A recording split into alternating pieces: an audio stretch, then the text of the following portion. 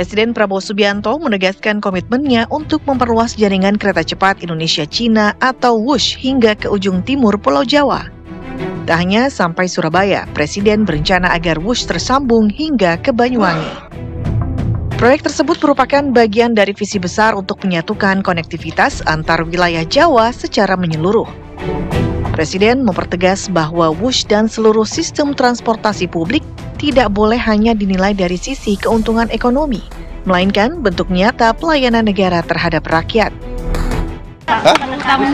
Insya Allah sampai Surabaya. Enggak, saya minta tidak hanya Surabaya, Banyuwangi, ya, Banyuwangi. Pak tadi ngobrol sama penumpang KRL. Surabaya ya, itu zaman dulu, sekarang saya Banyuwangi. Pak tadi ngobrol sama penumpang. Dengan membuka rute WUSH Jakarta-Banyuwangi, waktu tempuh lintas Jawa diharapkan menjadi kurang dari separuh waktu perjalanan kereta konvensional. Selain efisiensi waktu, pembangunan jalur kereta cepat diyakini akan menggerakkan perekonomian daerah, membuka lapangan kerja baru, dan meningkatkan mobilitas. Namun yang menjadi pertanyaan, jika proyek WUSH Jakarta-Banyuwangi terrealisasi, bagaimana dengan keberlangsungan ruas tol Trans Jawa dan moda transportasi lain yang sudah berjalan?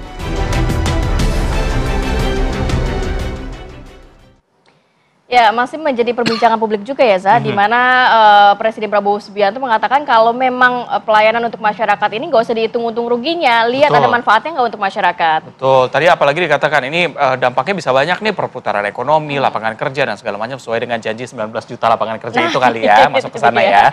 Nah, nanti akan seperti apa kalau rute dari kereta cepat ini tidak hanya sampai Bandung, tapi ke wilayah Surabaya dan juga Banyuwangi. Kita akan membahas pagi hari ini dengan narasumber yang sudah hadir di studio. Sudah ada Pak Agus Pambagio, pengamat kebijakan publik.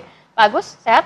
Alhamdulillah sehat. Alhamdulillah, terima kasih sudah hadir pagi hari ini. Dan juga kita bergabung bersama Ibu Ipuk Fiestian Dani, Bupati Banyuwangi. Selamat pagi, Ibu Bupati. Assalamualaikum. Selamat pagi. Selamat pagi. Waalaikumsalam, Mas Reza dan Mbak Rati. Terima kasih waktunya, Ibu. Iya. Pagi, Ibu. Kita juga masih menantikan kehadiran Bang Herzaki Mahendra, staf khusus Menko Infrastruktur pada pagi hari ini. Tapi sedikit saya mau ke Ibu Bupati, pasti responnya kalau ditanya positif ya Bu ya. Nantinya akan ada perpanjangan rute ke Jakarta Banyuwangi. Tapi bagaimana respon dan kesiapan dari daerah sendiri nantinya? Kan kita melihat PR-nya pasti banyak kan, pembebasan lahan dan lain sebagainya, regulasi dan lain sebagainya. Bagaimana Ibu? Iya, terima kasih Mbak. Kalau kami terus terang Kabupaten Banyuwangi merasa terkejut ya, dan merasa bahagia juga sebenarnya ketika Bapak Presiden menyebut Kabupaten Banyuwangi sebagai salah satu daerah yang menjadi sasaran pembangunan proyek WUSH ke depan gitu. Dan kami tidak menyangka Bapak Presiden menyebut Kabupaten Banyuwangi, dan bahkan mungkin sampai ke Banyuwangi seperti itu. Ini kami sikapi dengan rasa bahagia tentu, dan juga mungkin kami melihatnya dari manfaat strategisnya Mbak. Karena memang Banyuwangi itu kan di ujung timur, paling timur Pulau Jawa. Sehingga mungkin jika proyek ini bisa terjadi, ya maka akses Jakarta Banyuwangi ini bisa banyak mempermudah aktivitas, tidak hanya bagaimana kita melipat ya jarak dan ruang waktu, tetapi juga sektor-sektor lain juga pasti akannya terdampak gitu. Kayak seperti tadi disampaikan, ekonomi, lalu juga pemerataan pembangunan daerah, lalu juga ada pariwisata dan sosial budaya. Tentu ketika memang nanti proyek ini berjalan dan masuk dalam perencanaan nasional, ya kami di Kabupaten Banyuwangi siap mendukung. Terkait dengan masalah lahan, itu mungkin nanti dari pemerintah pusat ya pasti akan ada solusi terkait itu. Oke, baik, saya ke Pak Agus. Pak Agus, ini kalau Presiden udah ngomong begini berarti kan hitung-hitungannya udah ada. Kalau dari pengamatan Anda, untung ruginya apa sih diperpanjang sampai dengan Banyuwangi? Gini, mau perpanjang sampai Papua juga nggak masalah. Ya. Tapi kan saya perlu terima kasih pada Presiden dengan two thumbs up-nya bahwa dia ambil alih persoalan HUB. Jadi selesai harusnya, tidak ada polemik lagi. Ya kan, sudah diambil. Nah, perkara bagaimana tadi Anda tanya, dananya sebanyak, ya kita serahkan pada Presiden, dia kan bertanggung jawab kan. Dia akan memanggil menterinya dan seterusnya dan seterusnya. Dan itu belum jelas. Nah, kalau mau ditarik ke Banyuwangi boleh-boleh saja. Kan paling tidak kalau Bu sampai sana saya bisa makan nasi tempong bunuh itu makan pulang. Hanya, itu, Bu, Ibu, hanya 4 jam ya Pak dari Jakarta ya. Nah, tetapi persoalannya sekarang itu kan ke sana itu ada satu penerbangan kalau saya tidak salah, satu kali penerbangan, kemudian kereta yang dari Surabaya atau Jakarta ke Banyuwangi itu kosong. Nah, ini yang perlu Pemda misalnya membangkitkan apa yang membuat orang mau ke Banyuwangi. Kalau saya mau makan nasi tempong bunuh itu, nah yang lainnya terserah macam-macam. Mungkin dari Banyuwangi nanti mampir ke Banyuwangi sedikit terus ke Bali kali Pak. Ya nyebrang ke Bali, tapi kan juga lama kapalnya kan juga masih juga tidak terlalu baik. Nah jadi sekali lagi ya kita tunggu, karena saya berharap polemik ini sudah selesai, ya pokoknya kan siapa yang mau tanggung jawab kan saya itu bilang, duduklah sama-sama antara Menteri Keuangan dan DPR Komisi 11, mungkin tambah Komisi 5. Tapi sudah diambil alih dulu Presiden, ya sudah selesai. Tinggal dibahas bagaimana itu. Dan karena cost-nya tinggi sekali. Cost-nya tinggi dalam arti nantinya kalau untuk diperpanjang ke Banyuwangi ya Pak? Ya sekarang pun sudah tinggi, kan tinggal dikalikan saja berapa kilometer, per kilometer kan bisa dihitung. Dan tahun depan ini, dan sekarang sudah ada yang mulai, saya cek kemarin, itu masuk ke overhaul si keretanya. Itu mirip-mirip pesawat, mahal. Ya kan? Banyak hal, bayar sewa frekuensi menjadi lebih besar, dan seterusnya. Itu yang harus dihitung. Tapi masih mungkin nggak sih kita masih ada untungnya Pak di situ? Nggak ada, kalau di seluruh dunia kereta itu nggak ada yang untung. Nggak ada yang untung, jadi memang mengandalkan yang tadi sosial tadi, ya harus pemerintah itu, atau misalnya kayak Hongkong itu kalau yang komuternya dia kan dari properti, karena hampir semua properti di Hongkong milik MTR. Nah kita mau apa TOD-nya mau apa? Ya kan sejak Jakarta ke sana TOD bagaimana tadi menyerap tenaga kerja, ya didesain dulu, jangan buru-buru. Yang kemarin kan TOD-nya juga didesain tapi ternyata ya nggak ada kan, karena terlalu pendek. Desain Kerawang, ada outlet.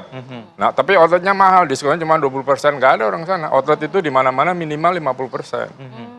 Atau perumahan dekat Tegaluar? Juga nggak laku kan, jauh di mana-mana, banjir lagi.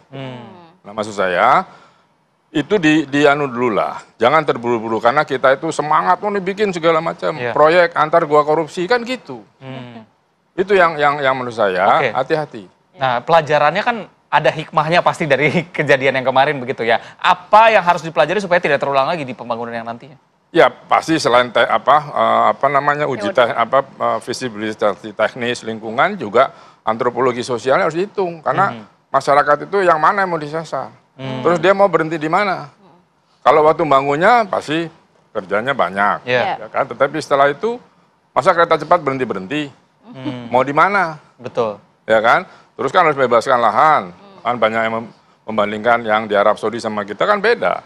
Sana nggak lahan, nggak bayar, dia at grade, kita elevated, terus kita calonnya nomor 1 di dunia, ya terus bagaimana?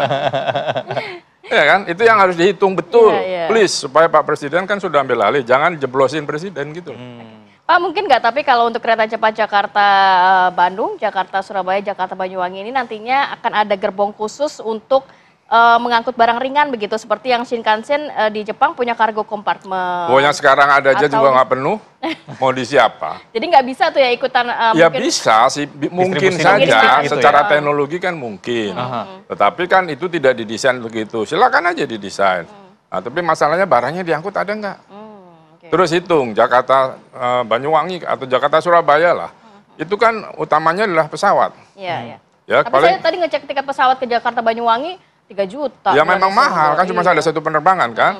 Nah itu 3 juta, terus kita waktunya, bandara kan selalu di luar kota. Kalau stasiun kan di sini, nanti akan balapan, kanibal dengan kereta cepat. Di negara lain itu diatur.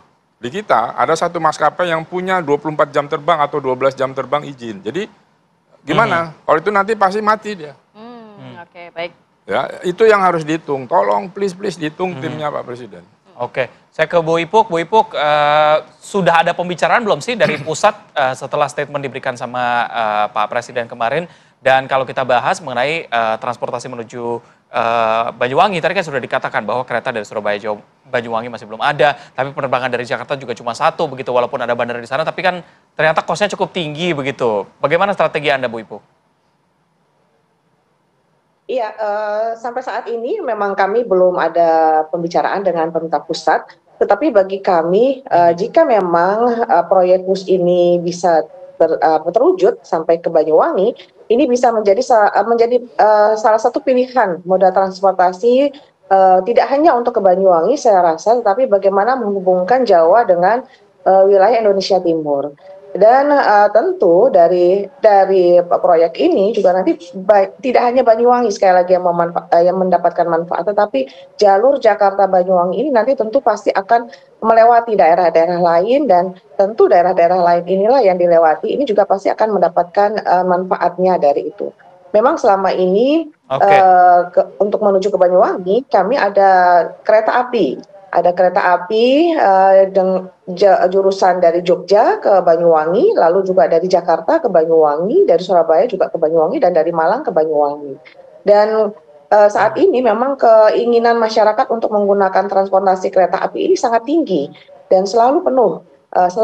Apalagi jurusan Jakarta Banyuwangi ini selalu penuh okupansinya, sehingga ketika nanti memang ini ada WUS, ini bisa menjadi pilihan bagi masyarakat tentunya, terutama yang memiliki keterbatasan waktu. Terkait dengan pesawat juga begitu sama. Alhamdulillah Surabaya Banyuwangi ini juga sudah ada 4 kali dalam seminggu, dan alhamdulillah okupansinya juga di atas 50%. Dan Jakarta Banyuwangi juga memang masih baru 1. Ya semoga nanti ini juga akan dan selalu penuh, dan akan ada tambahan lagi kami berharap dari maskapai yang nanti akan masuk ke Bandara Banyuwangi.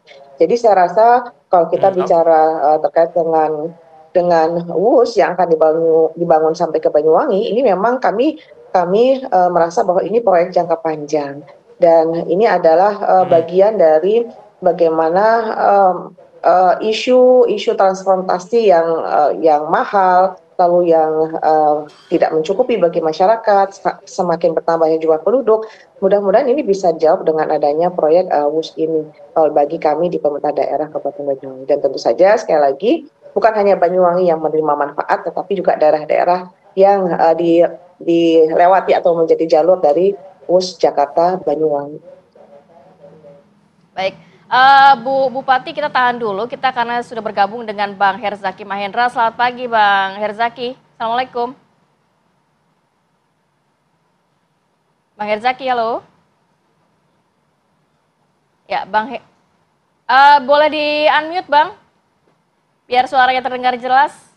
Selamat pagi.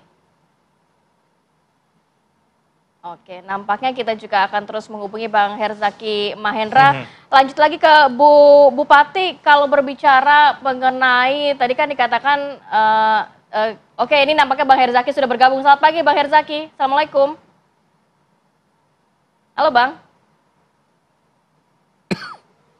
Oke. Baik. Nampaknya kita akan perbaiki komunikasi dengan Bang Herzaki, tapi kita harus jeda dulu sejenak. Nanti kita akan lanjut perbincangan saat lagi, tetap bersama kami di Apa Kabar Indonesia Pagi.